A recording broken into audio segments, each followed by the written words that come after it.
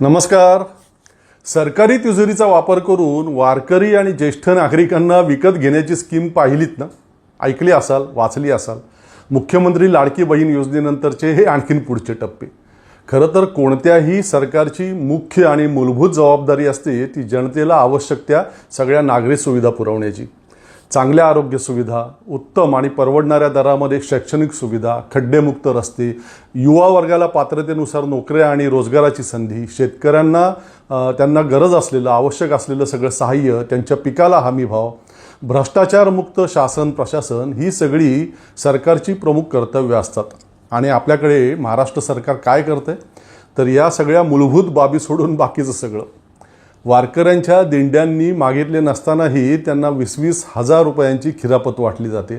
कोणत्याही ज्येष्ठ नागरिकानं, राज्यातील एकाही ज्येष्ठ नागरिकाने मागणी केलेली नसताना आता त्यांना राज्य आणि देशभरातील तीर्थस्थानांची यात्रा घडवण्यासाठी सरकारी तिजोरीतून प्रत्येकी 30,000 रुपयांची उधळपट्टी करण्यात येणार आहे. महिला वर्गाची खरं म्हणजे सुरक्षित आयुष्य, शिक्षण, रोजगार, स्वतःच्या पायावरती उभं राहण्यासाठीची सहकार्याची अपेक्षा होती.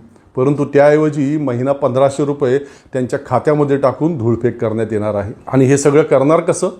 तर राज्याच्या विकासाच्या योजनांना कात्री लावून, प्रचंड कर्ज काढून. मागील काही वर्षामध्ये अनेकदा राज्यानं कर्ज घेतलेलं आहे.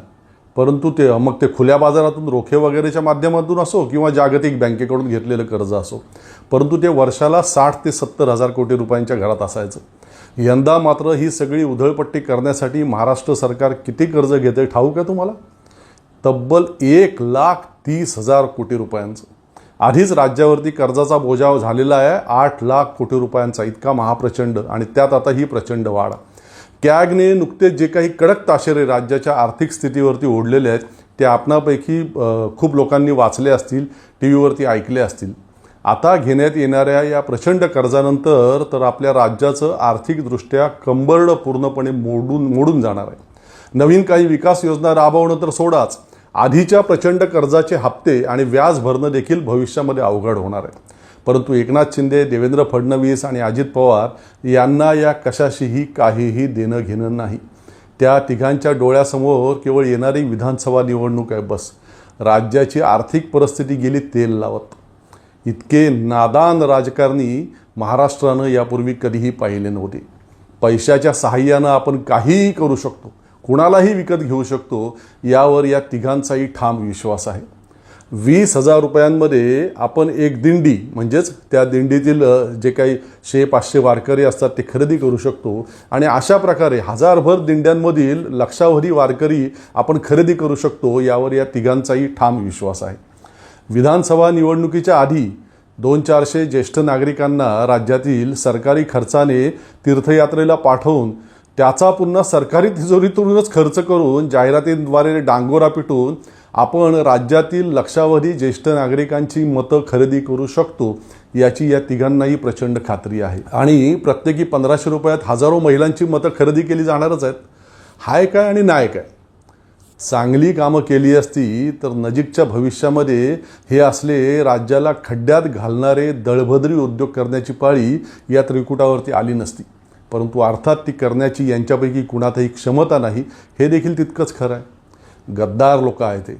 यांनी केवळ आपापल्या पक्षांसोबत, आपापल्या पक्षप्रमुखांसोबतच गद्दारी केलेली नाही तर आपल्या महाराष्ट्राशी सुद्धा गद्दारी केलेली आहे.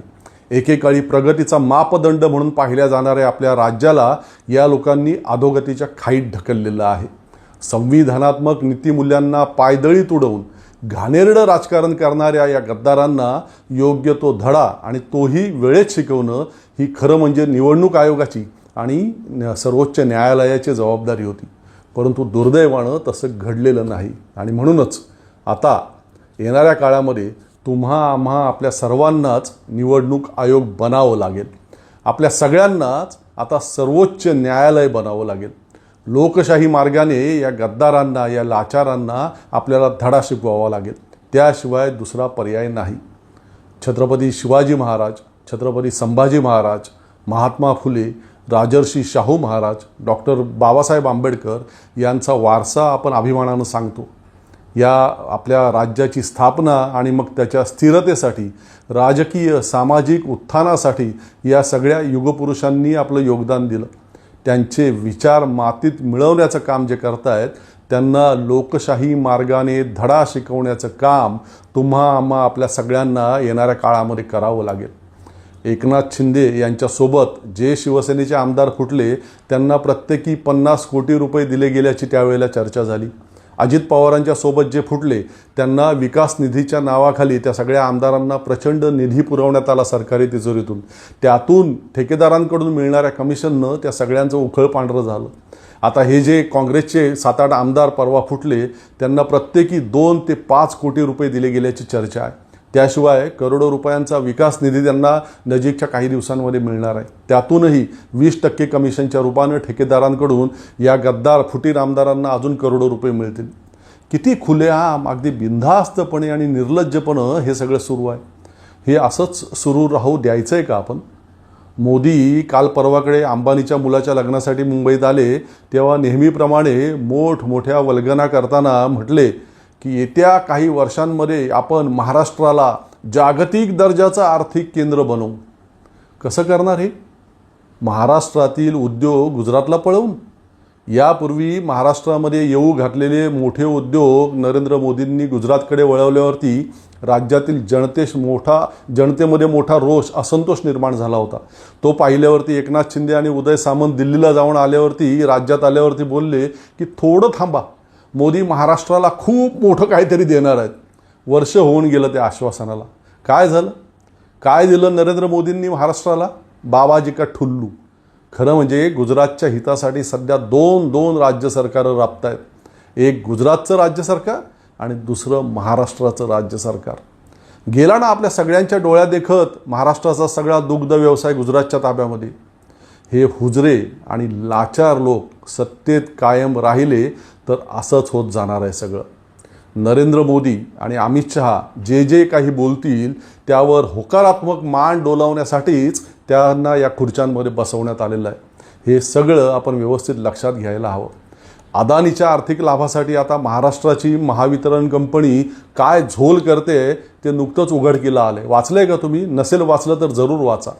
त्या सगळ्यामुळे नजीकच्या काळात विशेषतः शहरी भागातील सगळ्या नागरिकांवरती वीज बिलाचा वाढता भुर्दंड मोठ्या प्रमाणात बसणार आहे. परवा मुंबईमध्ये नरेंद्र मोदींनी भूमिपूजन किंवा कामांची सुरुवात केलेल्या प्रकल्पांपैकी महत्त्वाची कामं कोणत्या कंपनीला देण्यात आली आहेत ठाऊक आहे? मेघा इंजिनिअरिंग. मोदींचे निवडणूक रोखे इलेक्ट्रॉल बॉन्ड्स मोठ्या प्रमाणामध्ये खरेदी करणारी आणि भारतीय जनता पार्टीला ते करोडो रुपयांचे बॉन्ड्स देणगी म्हणून देणारी ही कंपनी. चंदा दो धंदा लो. पहा, समृद्धी महामार्गाचा संभाजीनगरजवळचा बराचसा मोठा भाग भेगाळला आहे पूर्णपणे. मोठमोठ्या भेगा पडल्यात त्याला. बुलढाण्याजवळ तो महामार्ग सध्या प्रचंड खचला आहे. या मोठाली भगदाडं पडलेत. महामार्गाचा तो भाग कोणी तयार केला होता? याच वादग्रस्त मेघा इंजिनिअरिंग कंपनीने. तो रस्ता दुरुस्त करा, तो महामार्ग दुरुस्त करा म्हणून शासकीय अधिकारी वारंवार त्या कंपनीला विनवणी करतायत मागील महिनाभर, परंतु ती कंपनी मात्र त्या विनवण्या फाट्यावर मारते. इतकी ती उद्दाम कंपनी आहे. ती कशाला कोणाला महत्त्व देईल? कारण करोडो रुपयांची मदत केली तिने भारतीय जनता पार्टीला. आता त्याच कंपनीला ठाणे बोरिवली या मुंबईतील महत्त्वाच्या बोगद्याच्या कामाचं टेंडर देण्यात आलं आहे. म्हणजे त्या कामाचं काय मातेरं होणार आहे ते आतापासूनच जगजाहीर आहे. हे असं सगळं चाललं आहे. राज्य देशोधडीला लागतंय तर लागू देत. आपापलं उखळ पांढरं करून घेण्याच्या उद्योगात हे सगळे रममान आहेत. या सगळ्या भ्रष्टाचार्यांना, या सगळ्या गद्दारांना, या सगळ्या लाचारांना धडा शिकवण्यासाठी आता तुम्ही, आम्ही, आपण सर्वसामान्य या राज्यातील जनतेनं कंबर कसायला हवी. आरक्षणाचा प्रश्न या लोकांनी चिघळवला आहे. त्या विशाळगडसारख्या प्रश्नांवरून सामाजिक धार्मिक वातावरण दूषित केलं जातं आहे. कोणती एक तरी अशी गोष्ट आहे या एकनाथ शिंदे, देवेंद्र फडणवीस, अजित पवार सरकारनं केलेली अशी की तिचं आपण कौतुक करावं? शोध घेण्यासाठी बक्षीस भलं मोठं जाहीर केलं तरी तशी एकही गोष्ट कोणी शोध लावू शकणार नाही. आणि म्हणूनच ते कुणाच्याही कोणते पक्ष वगैरे सगळ्या बाबी थोडं लांब ठेवून आपल्याला आपलं राज्य वाचवण्याकडे पाहावं लागणार आहे. या त्रिकुटाच्या भंपक दाव्यांवरती अजिबात विश्वास ठेवू नका. विश्वसनीय माहिती घ्या. दरडोई उत्पन्न, उद्योग सुलभ वातावरण आदी अनेक महत्त्वाच्या सगळ्या बाबतीत आपलं राज्य आता अधोगतीकडे चाललं आहे. तो प्रवास राज्याचा आपल्या थांबवायचा असेल तर कोणतंही व्हिजन नसणाऱ्या, विकासाचा दृष्टिकोन अजिबात नसणाऱ्या, केवळ आमदार खासदारांची आणि सर्वसामान्य जनतेच्या मतांची खरेदी इतकंच ठाऊक असणाऱ्या या त्रिकुटाला येणाऱ्या काळामध्ये लोकशाही मार्गाचा वापर करून महाराष्ट्राच्या सत्तेपासून दूर करणं ही काळाची गरज आहे. अन्यथा देशातील ज्या राज्यांना आपण बिमारू राज्य असं म्हणतो त्याच्यामध्ये आपल्या महाराष्ट्राचाही समावेश व्हायला आता फार काळ लागणार नाही इतकंच. असो, थांबण्यापूर्वी आपलं नेहमीचं अखेरचं आवाहन, चॅनल आपलं सबस्क्राईब केलं का? नसेल केलं तर प्लीज आता लगेचच करा. एपिसोड आवडत असतील तर लाईक करा, शेअर करा, आपल्या प्रतिक्रियासुद्धा अवश्य कळवा. पुन्हा भेटू लवकरच. तोपर्यंत धन्यवाद.